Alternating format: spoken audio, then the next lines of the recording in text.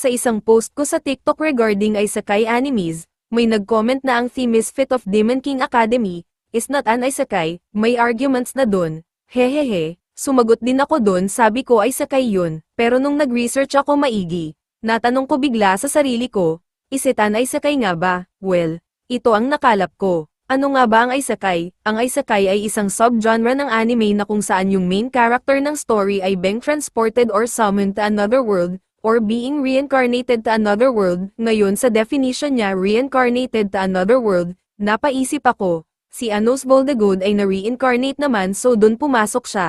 Kaso pagdating sa another world biglang hindi, kasi na-reincarnate siya sa parehong world, mapapatanong ka nga talaga kung isekai siya or hindi, so para sa akin, honestly, maituturing siya na partly isekai and partly hindi. Firstly, partly isekai kasi he is reincarnated from his world na magulo and puno ng conflict to world na medyo peaceful na ng konti, and lastly partly not kasi he is reincarnated to the same world which violates the another world sa definition ng isekai. Sa tingin nyo guys isekai ba siya? Comment down kung ano sa tingin nyo ang treatment sa kanya.